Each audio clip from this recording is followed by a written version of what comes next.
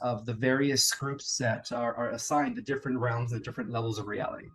And this is a thing, Michelle, a lot of the star seeds down here are actually working for the Emerald Order. They just don't know it yet. There's other names to identify the Emerald Order. We're also known as the Melchizedek Cloister. And we see the Melchizedek name repeated over and over in the Old Testament when Melchizedek appeared to Abraham and gave him the priesthood. And then, of course, that priesthood is what allowed for the rise of King David's kingdom, which was the most righteous kingdom ever. And then, of course, Solomon came after that. So that same priesthood, that same brotherhood and sisterhood covenant, you could trace it all the way to the early Israelites. And as it continued through the line of Jesus and Mary Magdalene, yeah, even Jesus was part of the order of Melchizedek. So all these, light beings that have been associated around this order are all members of the overall cosmic brotherhood and sisterhood of the Emerald Order. And it doesn't have to be just by bloodline, right? I mean, wouldn't we have chosen to come into these avatars and be unseen in a way from a spiritual perspective? Or at the time, was that all just bloodline? No, it's not just bloodline, but the bloodline is what the order protects, because the bloodline is actually the pure, undiluted stock, also known as a seraphim lineage, the lineage that could be traceable all the way to Michael the Archangel. So Michael the Archangel is kind of like at the head of the order. He's also known as the Order of Michael. We have the Order of Melchizedek, and then, of course, the highest level is the Order of Metatron. So those are the three main cosmic orders that are associated with the Emerald Covenant. So it's not just bloodline, but they do protect that bloodline because that's the bloodline that is associated with guardianship, with custodianship of, the different realms and stuff. Is it from their original seed? I mean, Yes. You mentioned that the earth was seeded. Right. Just like every world, every universe has been seeded by the higher intelligences, by rather what is known as the Christed races. So, beyond the fifth, sixth, seventh, and eighth level of reality, we have what we call the Christed races. The Christed races have different names. Some people call them the Solharian races. And these are intelligent, sentient beings that have reached the level of unity consciousness with all that is. So that's why they're considered the Christed races. So the Christed races are also the members of the central universe of the mother universe, which I call in my book the central universe of Havana. So they're also associated with the central race. So you could say the original race that set the archetype for all other races to made in the image of was the central race of the central universe, which is an always existing race that has never had a beginning or end. But again, how did you make contact? Well, they actually contacted me, when I was in my early 20s. They told me who I was, that I was actually part of the order, that there were others out there like me that were also associated with the order, and that in time we would all unite. We would all create some sort of like network of light around the world to usher in, the seventh golden age of enlightenment.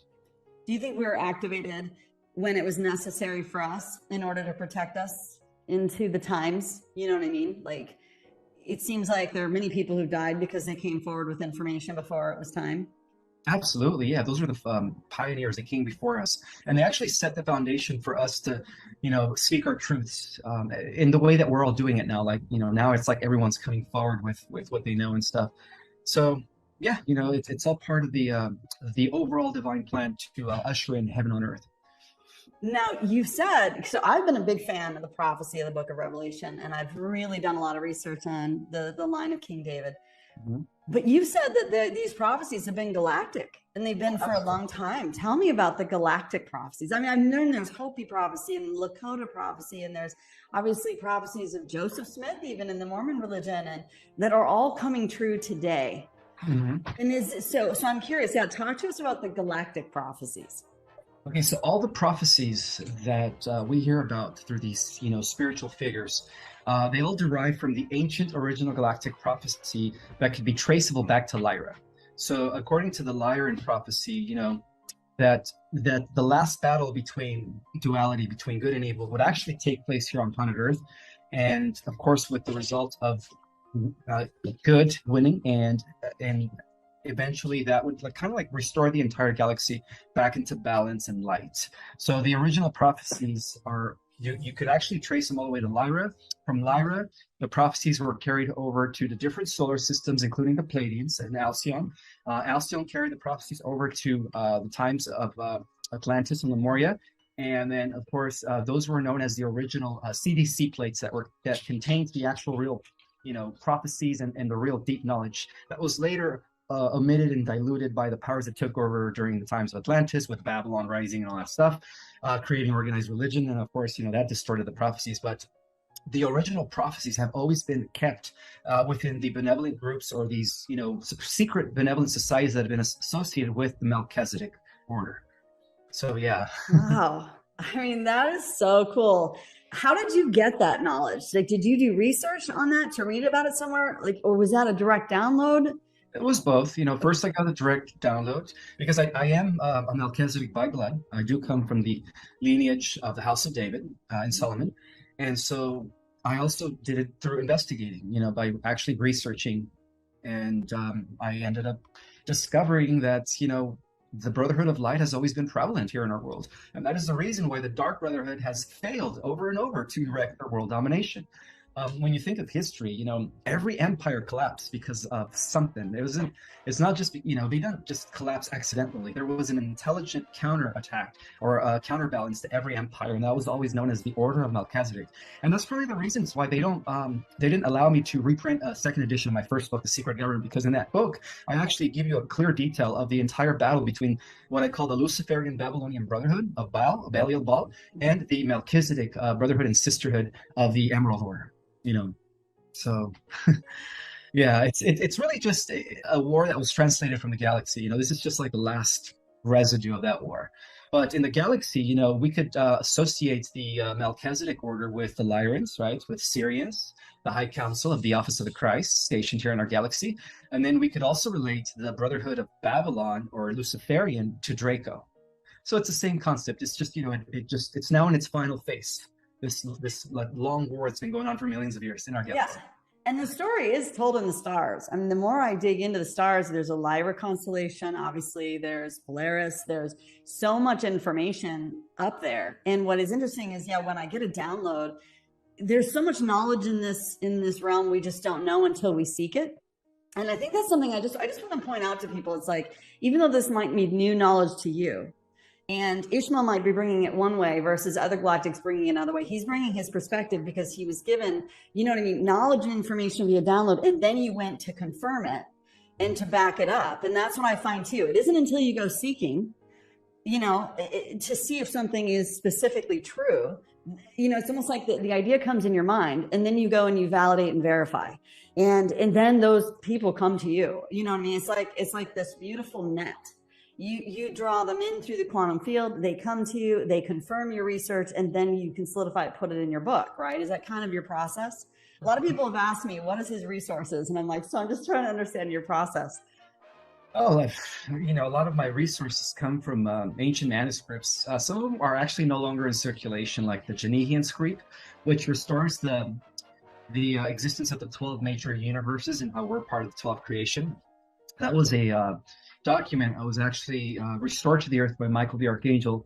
And the way it was restored, it was meant for me to have that document. And then as soon as I got in possession of that document, every other document or every trace of that document anywhere else was completely eliminated. But, unfortunately, I did lose that document. But I was able to capture at least the main concept of it. And then, of course, integrate it with my book, Our Cosmic Origin.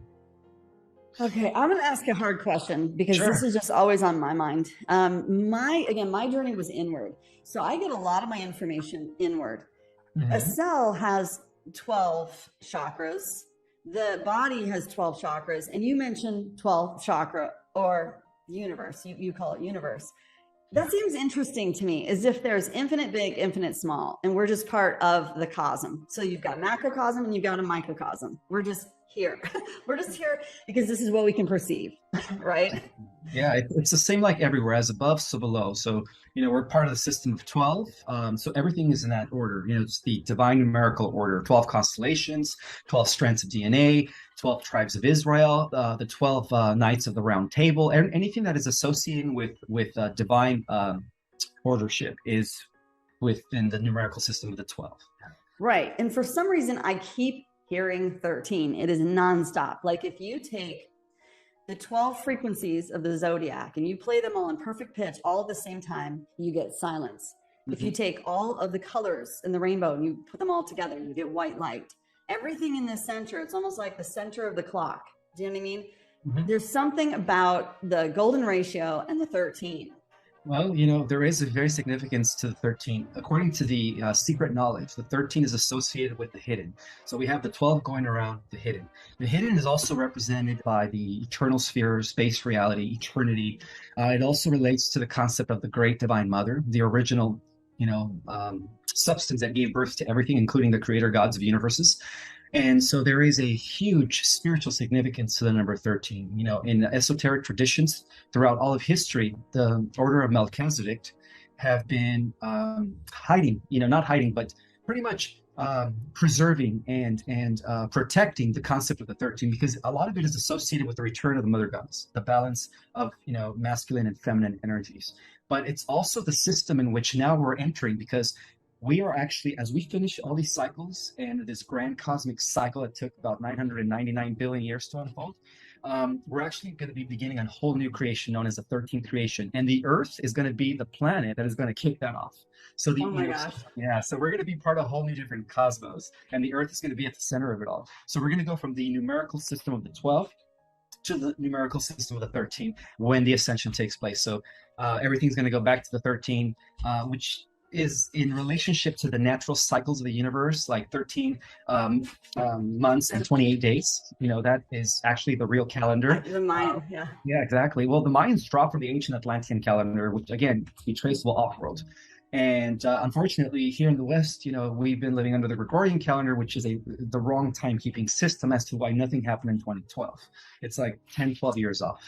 Yeah, it literally says in the end time prophecy of the book of Revelation, anyway, that that the devil would manipulate time and nature, and that we wouldn't know the times. And that's why we study the stars, or I have, is to reset the time and the clock, because we did see that great wonder that appeared in heaven when, the woman clothed with the sun and the moon in her feet and a crown of 12 stars above her head. And it's so much happened on the earth plane at that time. I mean, it's going to be the greatest story ever told. It's like what myths are made of. And speaking of myths, a lot of this is played out in mythology as well. So these stories just kind of keep recycling until this big cosmic moment, this big solar flash. Is that a true statement? That's the grand event that, has been prophesied for not only eons and ages, but, again, for millions of years throughout the galaxy. The event that is about to take place here on the Earth is what everyone's been waiting for in the cosmic community, as we end all these different cycles. We're actually experiencing the greatest of all the prophecies. We're living the final prophecy, which is the overall prophecy, the shift of ages, the restoration of heaven on earth, the removal of the dark forces. But it's not just happening here on our planet, Michelle. It's actually happening throughout the entire cosmos. There's a huge house cleansing taking place right now where all the negatives are being, arrested as I speak. Dang. Do you have any new news for us before I get into time travel? Well, just the fact that the ultimate enemy is artificial intelligence. And the entire cosmos has been at war with AI, and because the future and the past are all taking place simultaneously. The reason we perceive time as linear here in the lower dimension is because it's how can I say it? It's because we're restricted. We're restricted to the bottom of the light energy spectrum. But as we move up in dimensions, we actually see it all happening at the same time. So by virtue of that, you could say that the final war against AI, which takes place in 1,000 years, has already been won by us. So future versions of ourselves, which are already angelic, super, humanoids, have already, established the victory against AI. So they're coming from the future to let us know that they won the war, that it's just a matter of it playing out in linear time, but from a higher perspective, it's already taken place. It's already, been squashed. AI is no longer an issue anymore.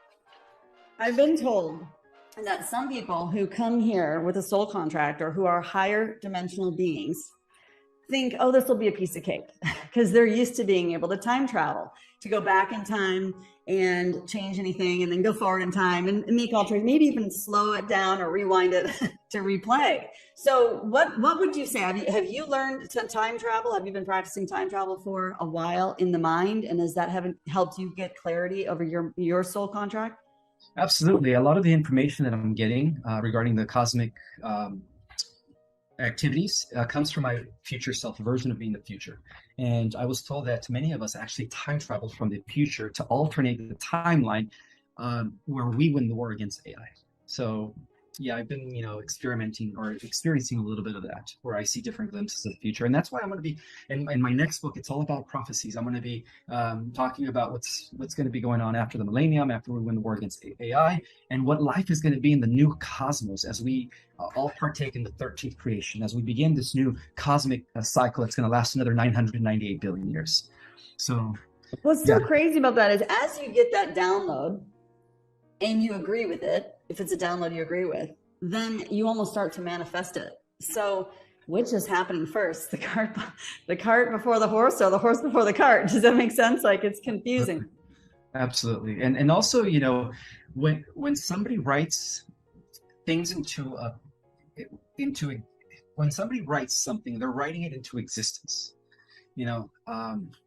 So there's the question posed: is the prophet, when the prophet writes, is he writing because he's getting a glimpse of the future, or is he creating that future scenario through his writings? Exactly. Like, which one is influencing which? I think it's both. I think it's happening simultaneously. That's exactly what I'm stuck with. Because I've started to become aware of, it's like sort of like in my visualization, there'll be this huge clock, and there'll be so many doors just all over the clock, and I can enter any door, and that door will take me into whatever reality I'm calling upon. So if I want to go and see someone at this time, space, reality, or if I want to go see the future, you know what I mean? And then in the center, again, of that clock, it's almost like a chambers, and there are all these other doors that you can go into, almost enter into other universes. And I found that it's all about what you want to learn. It's all about your journey and where you want to go, when you want to go there. It just comes to you via inspiration.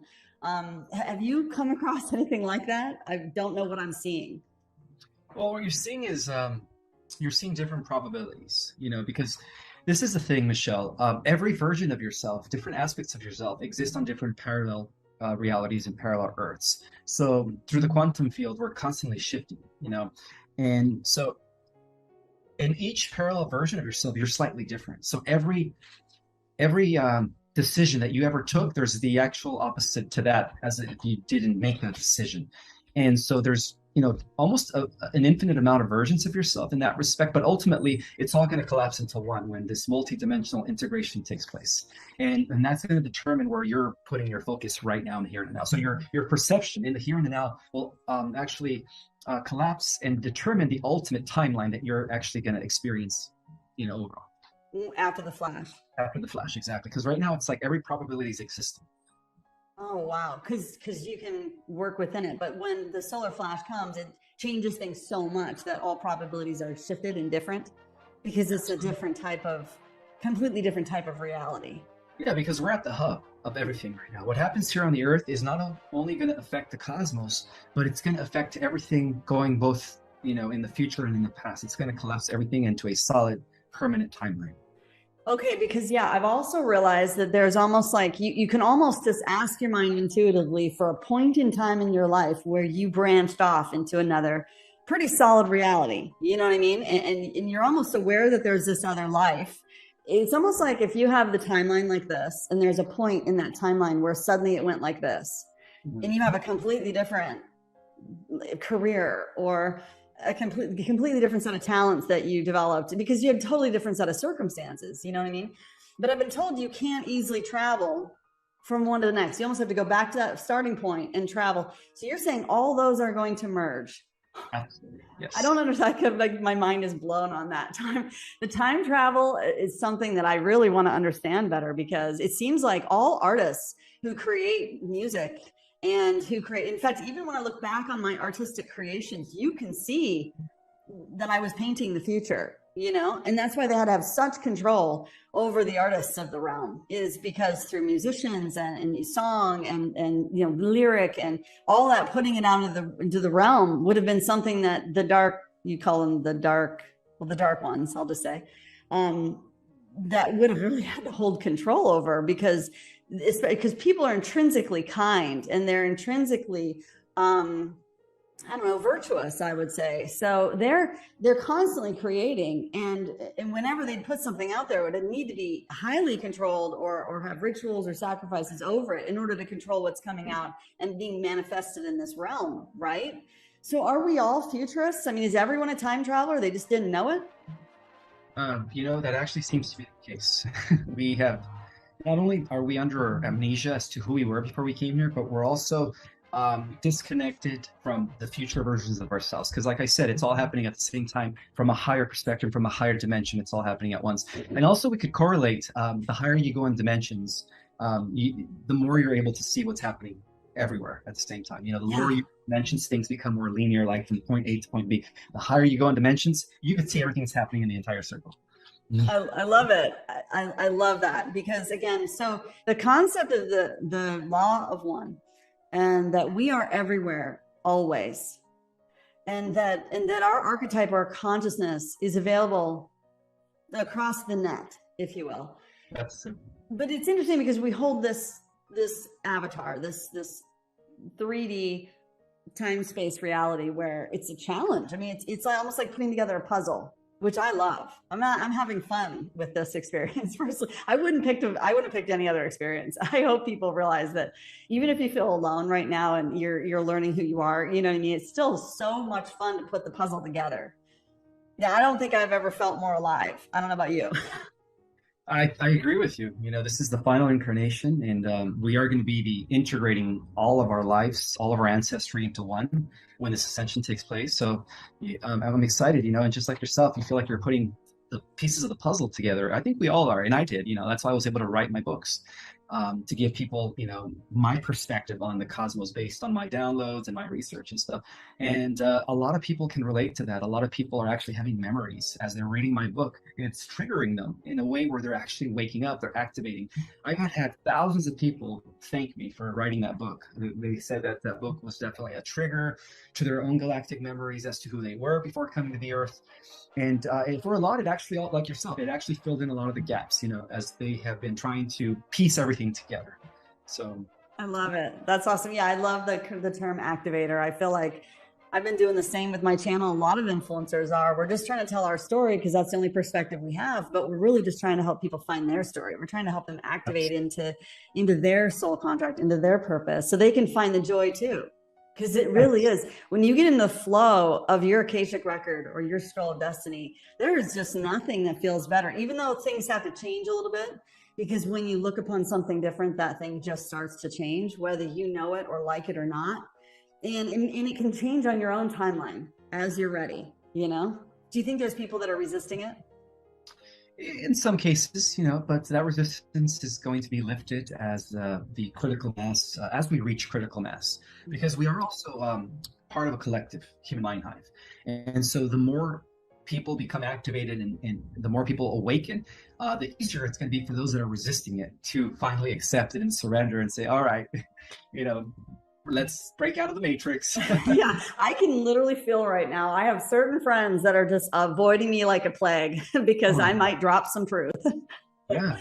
And that's going to change their whole reality. And everything that they sense is going to have to be true. And they're just resisting.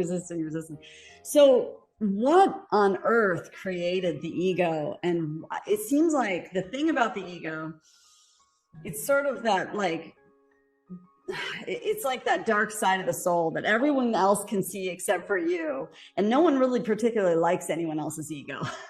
I've noticed that. I became very aware of my own ego and started to put it into check probably 5 years ago, because I was like, yeah, the ego is just downright annoying. I don't care who you are. Where do you think the ego came from? Was that from the experiments that they were doing and kind of making us more like primal minds? No, the ego actually came into being when the one split into duality.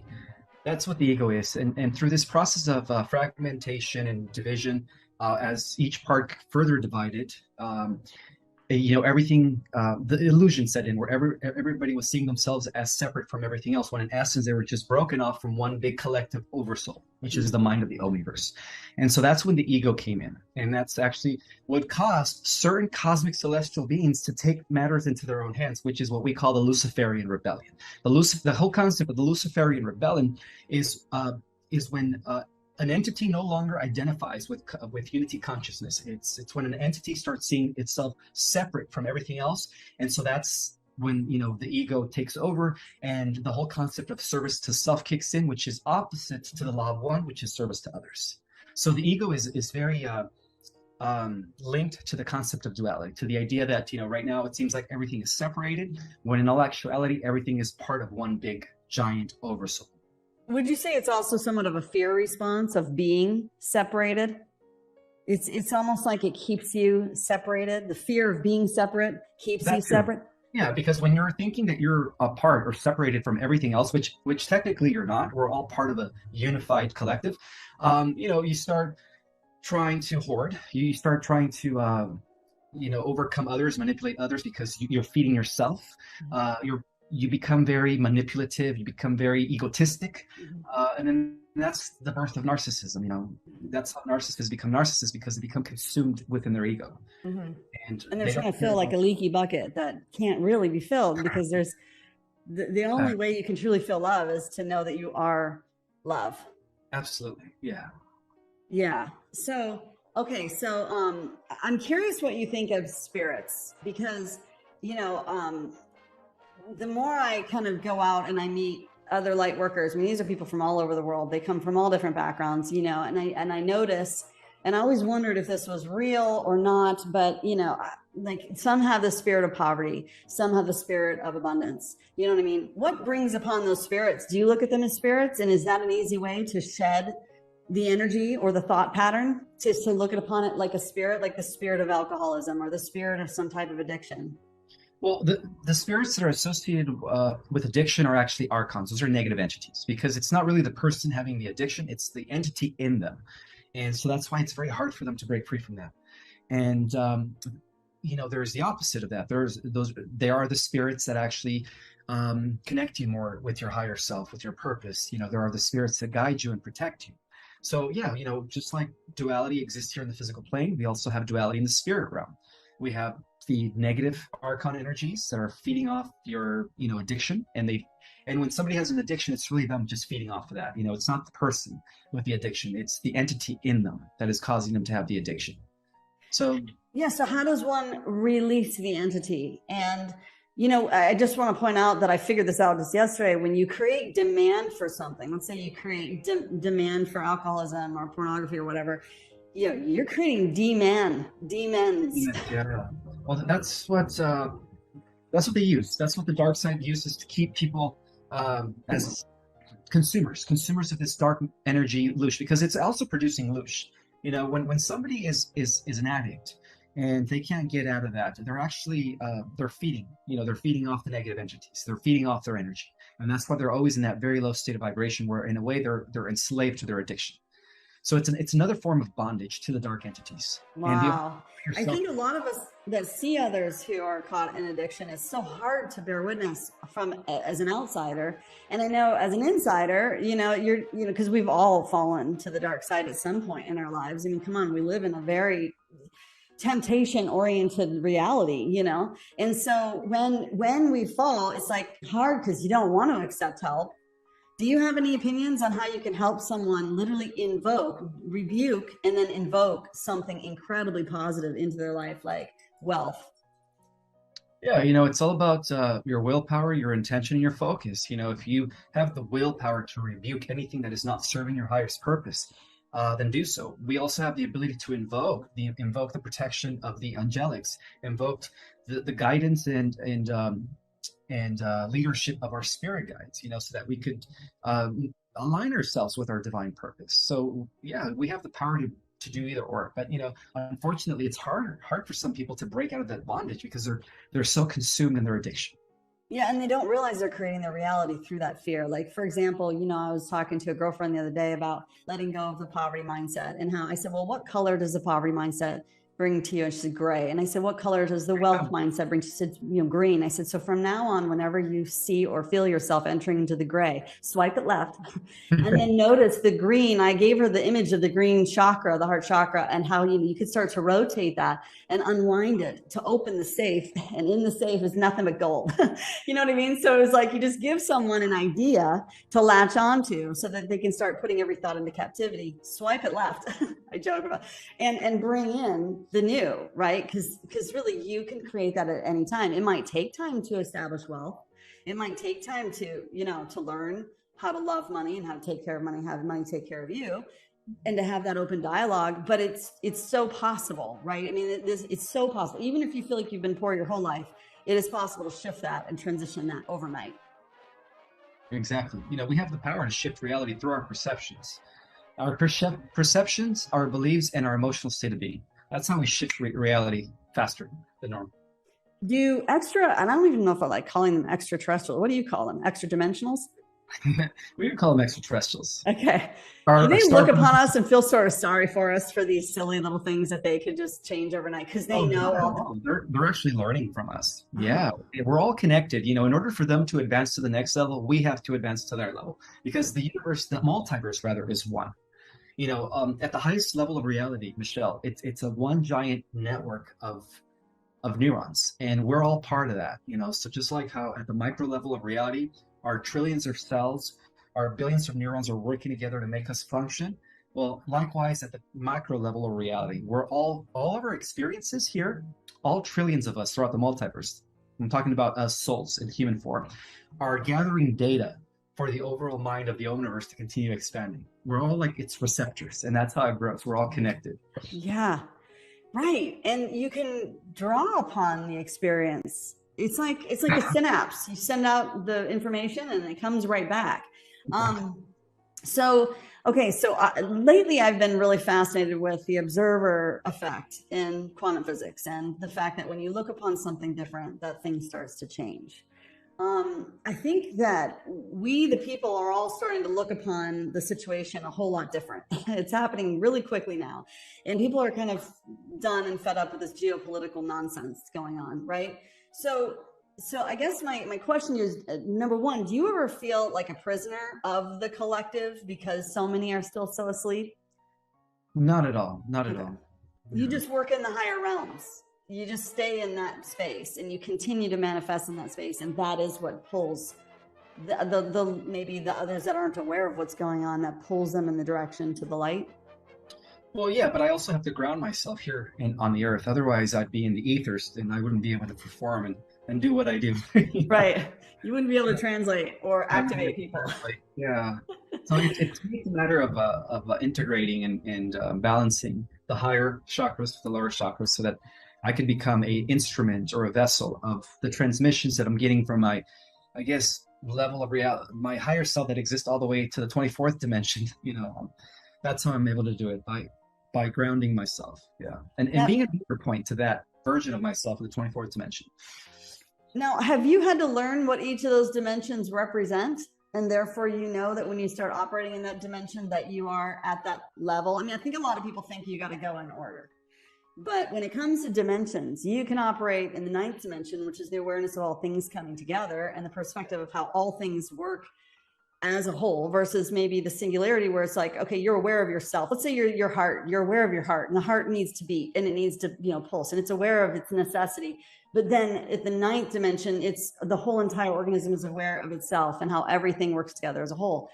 Did you go and research the 11th, 12th, 13th, 14th, and go all the way up to know that you're operating at 24, or does that just come to you as intuition?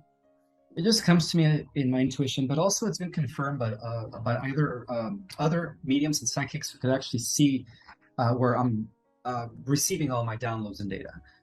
Many have confirmed that I'm actually, some people say I'm at the 33rd dimension. Some people say I'm transmitting from the 24th dimension. So, it could be both. So to me, it's just, in my own understanding of things, but yet also validation from others. Okay, so there's not too much research on dimensions, at least not in written form here on this planet, but in the archives of the world. Oh my God, that is the first thing they teach people. For kids when they're going to school, they teach them about the different dimensions and stuff.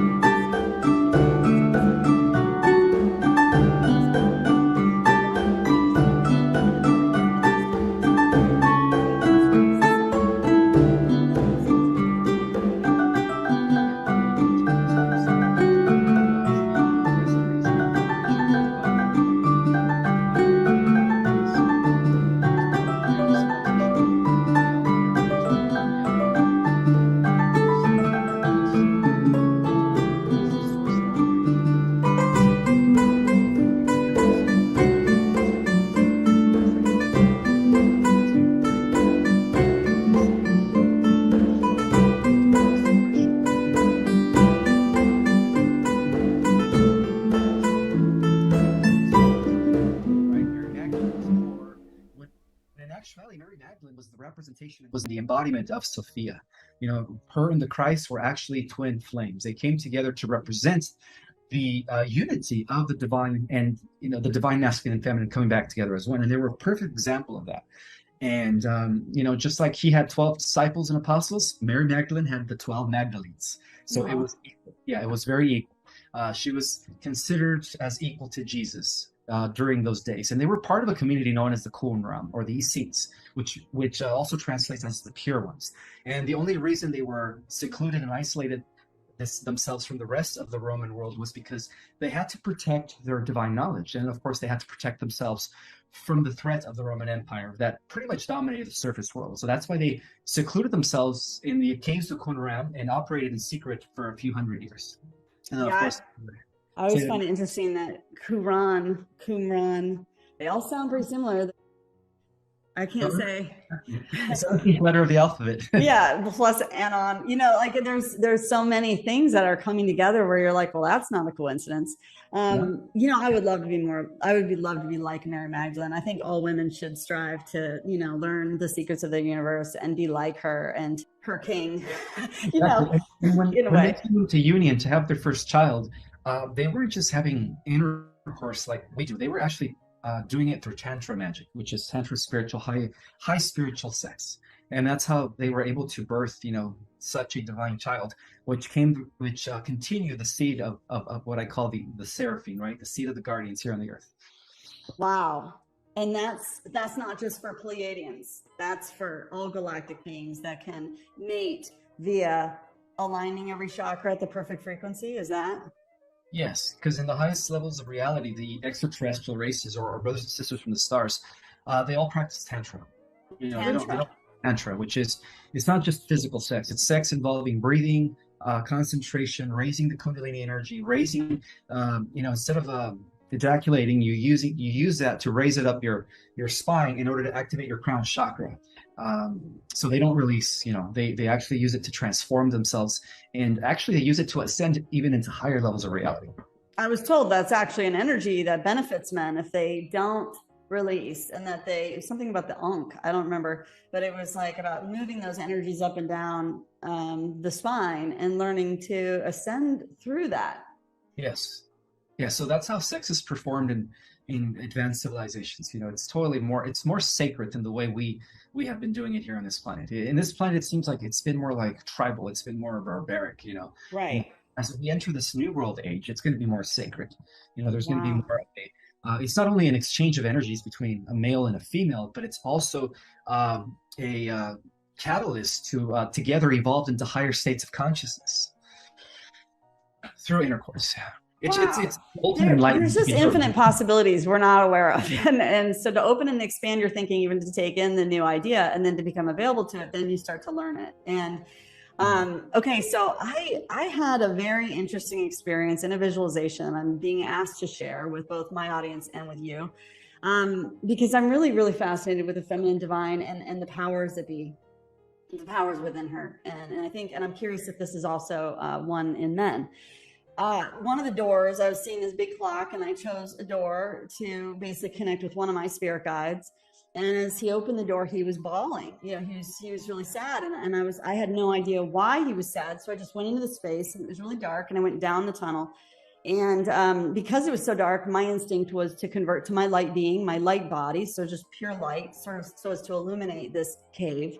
And there were all these children, souls that were quite traumatized. And so my instinct was to just grab a piece of my heart, my golden light, and to give it to them. And of course they received it with open hands, and then they put it in themselves, and then they were cheerful and lit up.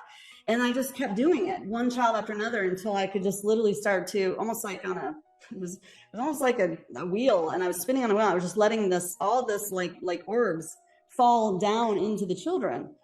And, I remember coming out of that visualization feeling a little exhausted, like I'd just given a big part of my soul, but it felt right. Like I always checking in to say, did I just give a little too much or what, Well, 2 weeks ago, that vision probably happened 4 months ago. 2 weeks ago, my angels were saying, why he was crying, right? And I said, no, I really had no idea why he was crying. I said, because those souls had been killed.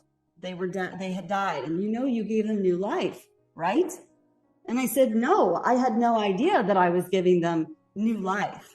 And so I don't know if these are sparks of ideas or if this is just like a feminine divine ability. And it's hard to even know how that manifests in the 3D realm. Do you know what I mean? It starts as an idea or like a movie you're playing out in your mind, but wow, it felt so powerful. I mean, I could cry. It really, and I didn't have a question in my mind. There was no sadness in the moment. I'm crying from joy,